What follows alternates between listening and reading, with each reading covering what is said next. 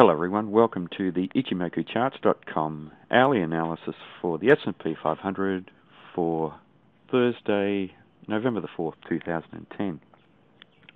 Well, the market opened today with a very bullish candle, and this was a follow-through from the bullishness in the market from the previous day and that last hour of trading, where the market found support down around the roughly around the top of the cloud, and also found support at the window that was opened up on the previous day's trading.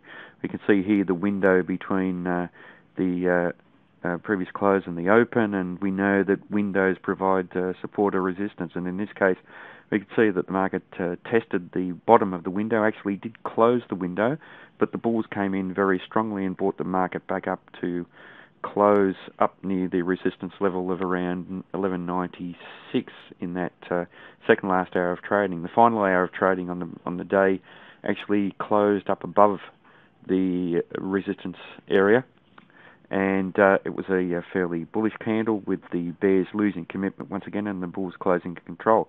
Certainly not as bullish as the previous hour's trading, but bullish enough for the market to continue trading up in that uptrend. Now, the market began today with this very, very bullish candle. Very large green body with the bulls in control, committed, and showing a very large amount of net bullish progress.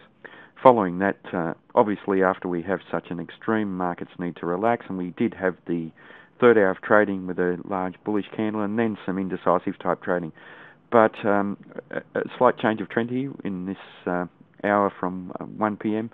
with a lower high and a lower low, but it was a green body candle and a fairly small green body, and then an immediate change of trend to the upside, not on a candle that was supported by the bulls, but an indecisive candle, and then in the final hour of trading another bullish candle with a continuation of the trend to the upside. Now, this 1219 area that the market tested and successfully traded through and closed above was a very important level for this market. It's an area of resistance from a long period ago and was a major swing high for this market.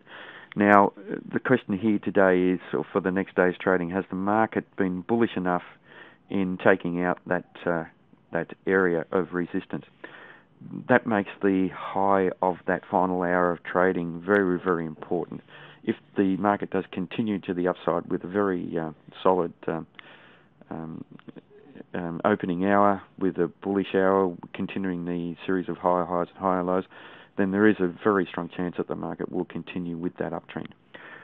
If the market fails to trade up above this region and we do end up trading down, then obviously the low of the current candle there for the final hour of trading is just as important, and there isn't a lot of support down below here all the way down until we get down to the Kijun-sen and Tenkan-sen, which are roughly around the 1200 region. So the market could fall just as quickly as it traded up, but there aren't really any signs of that happening at the moment. The final hour is quite bullish and a very good test of this 1219, 1220 region of resistance.